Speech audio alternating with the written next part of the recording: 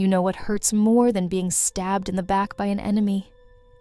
Being stabbed in the back by someone you called your best friend. Someone you trusted with your secrets, your dreams, your entire life. Someone who smiled at you every single day while slowly planning to destroy you. This is my story, a story of betrayal so deep it shattered everything I had built. But it's also a story of revenge, cold, calculated, and absolutely devastating. Her name was Maya, and for years, I thought she was the sister I never had. Turns out, she was the snake hiding in plain sight, the wolf in sheep's clothing, the darkness disguised as light. So sit back, grab your headphones, and get comfortable, because what you're about to hear will make you question every single person you call a friend. It will make you look twice at the people sitting closest to you. And by the end of this story, you'll understand one terrifying truth. Sometimes, the enemy isn't lurking in the shadows. Sometimes, they're sitting right across from you at the dinner table. Let me take you back to where it all started. 7 years ago. College. First day of sophomore year. I remember it like it was yesterday. The autumn leaves were falling, the campus was buzzing with energy, and I was a nervous wreck. I had spent my entire freshman year buried in books, barely making any friends. I was the quiet girl, the invisible one, the one people forgot was even in the room. I was sitting alone in the cafeteria, clutching my books like a shield, watching groups of friends laugh and joke around. And that's when she walked up to me. Mia. She was stunning. Long, dark hair that cascaded down her back like a waterfall, sharp cheekbones, a smile that could light up the darkest room, confidence that seemed to radiate from every pore. "Hey, mind if I sit here?" she asked, her voice warm and friendly.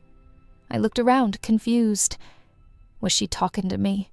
Surely someone like her had better options. Sure. Of course, I stammered, trying not to sound too pathetically eager. She sat down, flashed that $1 million smile, and just like that, we clicked. We talked for hours that day. She told me about her passion for fashion design, her dreams of starting her own brand someday. I told her about my love for marketing, my obsession with advertising campaigns, my secret dream of running my own agency. She listened, really listened, made me feel heard in a way I had never felt before. "You're going to do amazing things," she said, squeezing my hand. "I can feel it." I believed her. God, I believed every word. Over the next few months, we became inseparable. We were the kind of friends people were jealous of. Late-night study sessions that turned into deep conversations about life. Weekend adventures exploring the city. She was there for every milestone, every breakdown, every panic attack before exams. Maya wasn't just my friend. She became my person, my safe space. The one I called when life got too heavy. Looking back now, I realized something chilling. She was studying me, learning every detail of my life, every insecurity, every dream, every weakness. She was gathering intelligence, building a map of my life, so she'd know exactly where to strike. Fast forward 5 years. Life had finally started to make sense. I had graduated with honors, top of my class.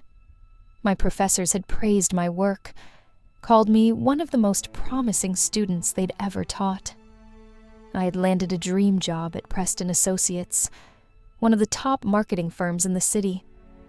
The salary was incredible. The office had a view of the skyline. I had my own desk, my own projects, my own team. I was making real money for the first time in my life. I moved into a beautiful apartment in the heart of downtown. hardwood floors, floor-to-ceiling windows, a view that took my breath away every single morning. For the first time in my life, I felt successful, accomplished, like I had actually made it. And Maya, she was right there with me, celebrating every single win, cheering me on from the sidelines. She'd show up at my apartment with wine and takeout, and we'd spend hours talking about our futures.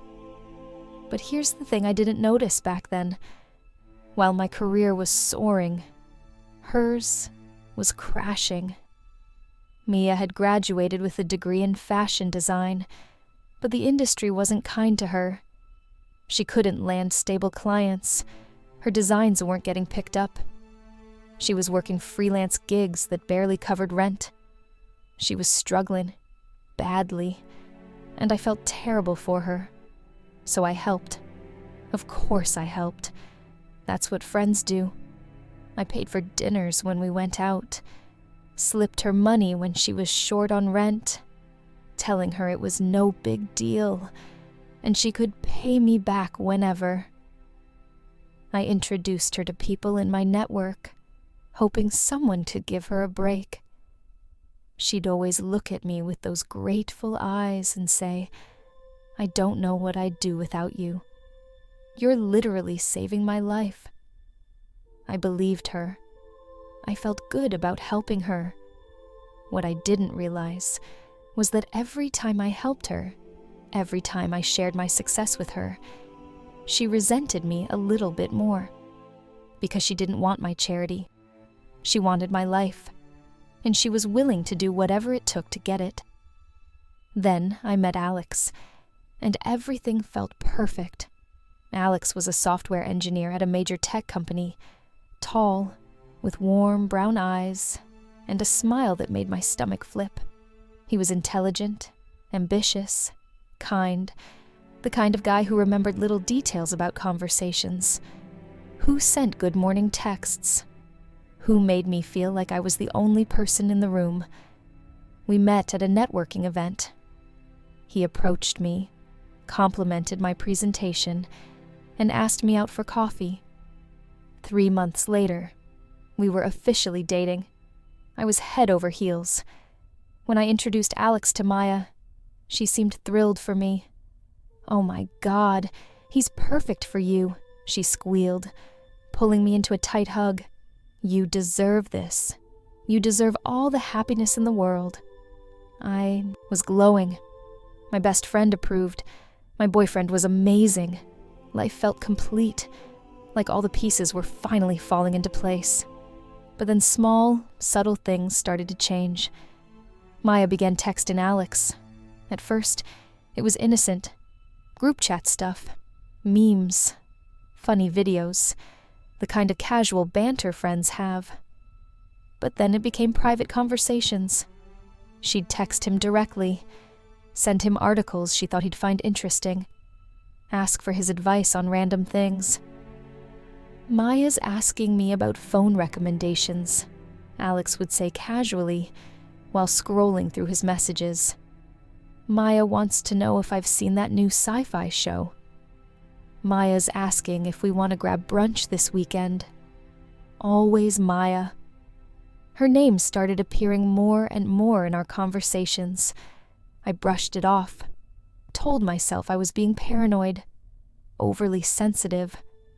I didn't want to be that girlfriend, the jealous, insecure one who couldn't handle her boyfriend having female friends. So I stayed quiet. And that was my biggest mistake, because my silence gave her permission. Permission to get closer, permission to cross boundaries, permission to slowly, methodically, work her way between us. The texting became constant. Maya would message Alex about everything. Stupid things. Important things. Things she used to ask me about. One evening, Alex and I were watching a movie when his phone buzzed. He glanced at it and chuckled. "What's so funny?" I asked. "Maya just sent me this hilarious meme about our inside joke." Inside joke. They had inside jokes now. What inside joke? I asked, trying to keep my voice light. Oh, from last week when we were all hanging out. You remember when she spilled coffee on herself? I didn't remember, because I wasn't there. I had been working late, which meant they had hung out without me. You guys hung out without me? I asked carefully. Yeah. She called me because she was having a bad day. I grabbed coffee with her for like an hour. No big deal. No big deal. Those 3 words echoed in my mind. But it was a big deal. Because that's how it starts. Small moments. Innocent meetings. Until suddenly, your friend knows your boyfriend better than you do. Mia started showing up everywhere. Our date nights. Our favorite restaurants. Our weekend plans. Oh, I was just in the neighborhood, she'd say with that bright smile. But the city is huge. She couldn't always just happen to be in the neighborhood. She started suggesting activities for us. You guys should check out this new art exhibit. There's this amazing hiking trail you'd both love. And somehow, she'd always end up joining us. Date nights became trio outings. Romantic moments became group hangouts. I was being slowly erased from my own relationship. And the worst part? She started dressing like me. My style, my haircut, my makeup, the way I wore my scarves, the brands I loved. At first, I thought it was flattering. Imitation is the sincerest form of flattery, right? Now I realize what she was actually doing. She was becoming me, studying my mannerisms, learning what made me, me, so she could replace me. But stealing my boyfriend wasn't enough for Maya. She wanted everything, including my career. One afternoon, my boss, Richard, called me into his office. He was a straight shooter, respected in the industry. Tough but fair. Close the door, he said, gesturing to the chair across from his desk. My heart sank. That tone, that posture. Something was wrong. We're launching a massive campaign, he began. Big client, fashion industry, worth millions, and I want you to lead it. Relief flooded through me. That's amazing. Thank you so much. But, he interrupted, I've also been hearing great things about Maya. She reached out to me last week, sent me her portfolio, suggested a collaboration between the two of you. The room tilted. She what? Yeah. She sent me an email. Very professional. Talked about your friendship, how well you two work together. Said it could be a powerful partnership. I thought you two had discussed it. My mouth went dry. No, we haven't discussed anything like that. Richard raised an eyebrow. Oh, well, that's a bit awkward. Anyway, think about it. Let me know by Friday if you're interested in collaborating or if you'd prefer to lead solo. I walked out of that office in a daze. She had gone behind my back, used our friendship as leverage, positioned herself as my equal in a company where she didn't even work. That evening, I confronted her.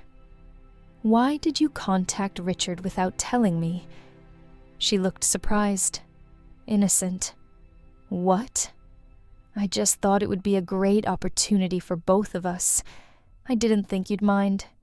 You're always saying how much you want to help me. Help you, yes, but not by letting you piggyback on my projects without even asking. Her face shifted, just for a second.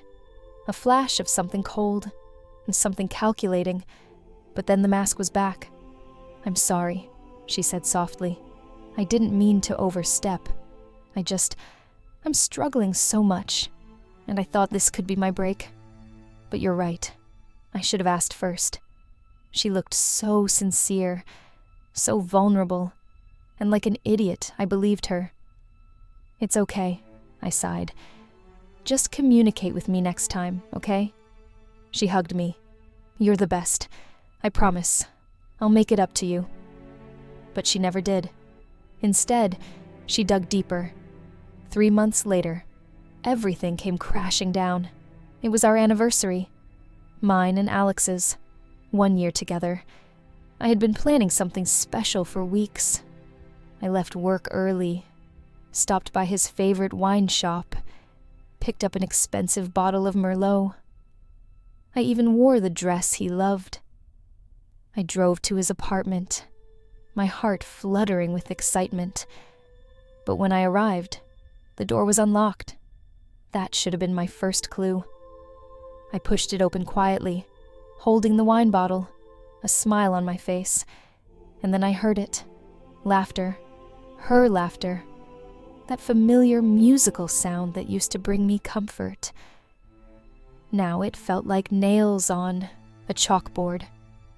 I walked toward the living room, my heels clicking softly on the hardwood floor. And there they were, Maya and Alex, sitting on the couch. Close. Too close. Her hand was resting on his arm. His body was angled toward hers. Their faces were inches apart. The energy between them was unmistakable. Intimate. Electric. Wrong. They weren't kissing. Not yet. But they didn't need to be. I could see it. Feel it. The connection, the chemistry, the betrayal. "What the hell is going on?" I said, my voice shaking despite my attempt to sound strong. They jumped apart like teenagers caught by a parent. "Babe, you're home early," Alex stammered, his face flushing red. "I can see that," I said coldly, staring at Maya. "So, I'll ask again. What is going on?" Maya stood up slowly. She didn't look guilty, didn't look ashamed. She looked calm, collected, almost smug. "We were just talking," she said softly. Alex was upset. I was comforting him. "Upset about what?" I demanded, my eyes still locked on hers. Silence. Heavy, suffocating silence. "About us," Alex finally said, his voice barely above a whisper. "About you and me. About us not working." The wine bottle slipped from my hand. It hit the floor with a dull thud but didn't break. Just like my heart. Shattered, but still somehow intact. "Not working?" I repeated. "And you decided to discuss our relationship with her instead of me." "I didn't know how to talk to you," Alex said, running his hands through his hair. "You're always so busy, so focused on work. I felt like I was losing you. So you turned to my best friend." My voice cracked. Maya stepped forward. "I'm sorry. I really am. But Alex needed someone, and you weren't there." Her words were poison, dripping with false sympathy. I looked at both of them, these two people I had loved most in the world, and I realized something. This wasn't an accident. This wasn't a mistake. This was planned, calculated, executed. I picked up the wine bottle from the floor. "Enjoy your evening," I said quietly, and I walked out. I didn't scream, didn't cry, didn't beg. I just left, because I knew something they didn't. This wasn't over, not by a long shot. That night, I couldn't sleep. My mind was racing, replaying every conversation, every moment, every red flag I had ignored. By sunrise, I had made a decision. I needed to know the truth, all of it. So I did what any person would do when they've been betrayed. I went full detective mode. I started with Alex's laptop. He had left it at my place weeks ago, said he'd pick it up later. He never did. I knew his password, his mom's maiden name plus his birth year. Predictable. I opened his messages, and there it was. Months of conversations with Maya, hundreds of them. My hands trembled as I scrolled through. The early messages were innocent, friendly banter. But then they shifted. "She's so focused on her career. Does she even have time for you anymore? You deserve someone who makes you a priority. I wish I had someone who looked at me the way you look at her. You're such a good guy. Message after message, week after week. She was planting seeds, carefully, methodically, making him doubt me, making him feel neglected, making him feel like he deserved better. And then came the final nail. I know this is complicated, but I can't stop thinking about you. That message was from 2 weeks ago, 2 weeks before our anniversary. She had been planning this, but it didn't stop there. I checked my work email next, searched for anything from Maya, and I found something even worse. She had been emailing Richard, my boss, for months, sending him ideas, designs, concepts, ideas I had shared with her in confidence. She had taken my work, repackaged it, presented it as her own, and Richard had been impressed. There were emails where she subtly undermined me. I love working with her, but sometimes I worry she's stretched too thin. I just want to make sure the client gets the best possible result, even if that means I take on more responsibility. She was positioning herself as the reliable one, the dedicated one, while painting me as the one who couldn't handle the pressure. I sat there, staring at the screen, my blood turning to ice. This wasn't betrayal. This was systematic destruction. She hadn't just wanted pieces of my life. She had wanted to erase me completely and replace me. Within 2 months, my entire world fell apart. Alex and I broke up. Officially, painfully. He didn't even have the decency to wait. A week later, he and Maya were officially together. She posted a photo of them on social media, smiling, happy, living my life. The caption, "Sometimes the best things come when you least expect them." I wanted to throw my phone across the room, but it got worse. At work, Richard called me into his office again. "I've made a decision about the campaign," he said. "I'm giving it to Maya." My heart stopped. What? Why? She's shown incredible initiative, fresh perspective, and frankly, I think she's hungrier for this than you are right now. Hungrier? Richard, I've been at this company for 5 years. I've delivered on every single project. I know. And you're great. But Maya brought something new to the table. I think it's the right call.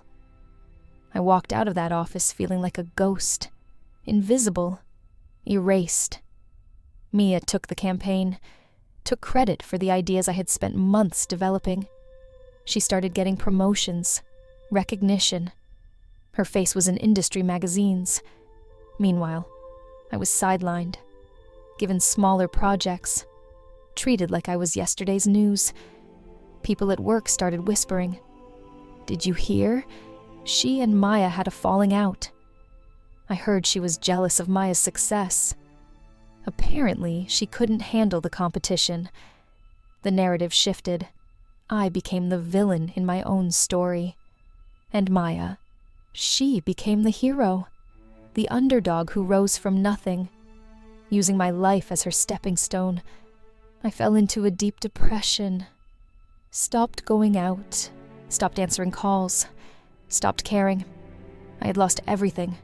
My boyfriend, my best friend, my career, my reputation. But then one morning, I woke up, and something inside me shifted. I realized something crucial. She hadn't won. Not yet. Because I was still here, still breathing, still fighting. And I was about to show her what real revenge looked like.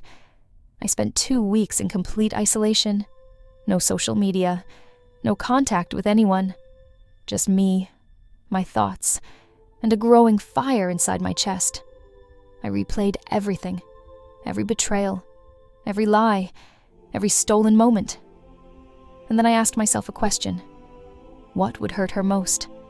Not violence, not drama, not public confrontation. No. What would hurt her most was watching me succeed, watching me rise, watching me become untouchable. So I made a plan. A cold, calculated, ruthless plan. Phase 1. Rebuild myself. Stronger, smarter, better. Phase 2. Expose her lies. Let the truth destroy her credibility. Phase 3. Take back everything she stole. And more. I wasn't going to scream. Wasn't going to beg. Wasn't going to play victim. I was going to play chess. And she was about to realize she was playing against a grandmaster. First, I focused on myself. I quit my job at Preston Associates. Walked out without looking back. Everyone thought I was crazy. "You're throwing away your career," they said. But I knew something they didn't. My value wasn't tied to that company.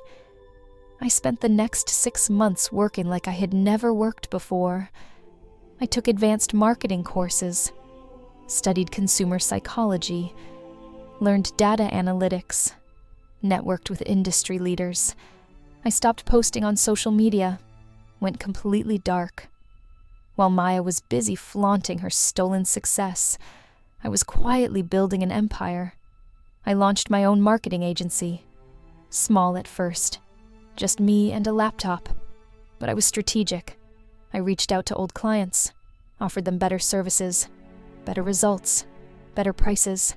I underpromised and over-delivered. Word spread. 1 client became 2. 2 became 5. 5 became 20. Within 6 months, my agency was thriving. I hired a small team, rented office space, built a brand, and I made sure to target one specific industry: fashion. The same industry Maya was trying to dominate. But I didn't just want to compete with her. I wanted to destroy her credibility. So I started gathering evidence. Every stolen idea, every plagiarized concept, every lie she had told. I reached out to people she had worked with, former colleagues, clients, and I heard the same stories over and over. She took credit for other people's work. She manipulated situations to make herself look good. She was charming, yes, but she was also a fraud. I compiled everything into a detailed report. Then I reached out to Richard, my old boss. "We need to talk," I said, when he answered the phone. We met at a coffee shop. I brought a folder. "What's this about?" he asked, looking tired. I slid the folder across the table. "The truth about Maya." He opened it. His face went pale as he flipped through the pages. Screenshots of our old conversations where I had shared ideas with her. Side-by-side comparisons of my original concepts and her new designs. Emails where she had taken credit for work that wasn't hers. This is all true?" he asked, his voice shaking. "Every word." He closed the folder, rubbed his face. "Why didn't you tell me sooner?" "Because I needed to be sure, and I needed you to see it for yourself." 2 days later, Maya was fired. The campaign she had built her reputation on, exposed as stolen work. Her name? Mud. But I wasn't done. I started reaching out to her clients, offering them my services. Better quality, better communication, better results. One by one, they switched. Her business started to crumble. Projects fell through. Contracts were terminated. Her reputation was in shambles. Meanwhile, my agency exploded. We landed major clients, won industry awards. I was featured in marketing magazines. Everything she had stolen from me, I took it back, and then I took more. As for Alex, oh, Alex. Turns out, Maya got bored of him after 3 months, dumped him via text. He came crawling back to me, of course. Showed up at my office one day looking pathetic. "I made a huge mistake," he said, tears in his eyes. "Please, can we talk?" I looked at him. This man I had once loved. Now he was just nothing. "No," I said simply. Please, I'm begging you. You made a choice, Alex. You chose to believe her lies. You chose to betray me. Now you get to live with that choice for the rest of your life. I walked past him, never looked back. Today, my agency is one of the most respected in the city. We've worked with Fortune 500 companies, launched campaigns that went viral. I've been invited to speak at conferences, mentor young entrepreneurs. I rebuilt my life from ashes, and it's better than it ever was before. Maya, last I heard, she moved to another city, couldn't find work, burned too many bridges. Alex, still single, still miserable. And me? I'm thriving. Not because I destroyed them, but because I refuse to let them destroy me. Here's what I want you to take away from this story. Not everyone who smiles at you is your friend. Some people befriend you just to study you, to learn your patterns, to find your weaknesses. They don't want to celebrate your success. They want to steal it. But here's the truth they don't want you to know. Betrayal doesn't define you. How you respond does. When someone takes everything from you, you have two choices. You can break, or you can rebuild. And if you choose to rebuild, make sure you come back stronger than ever.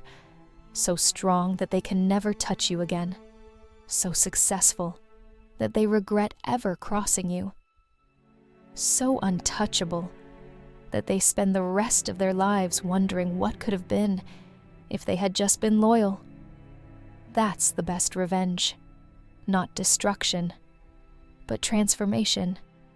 Become the version of yourself they wish they had never betrayed. And trust me, they'll regret it for the rest of their lives.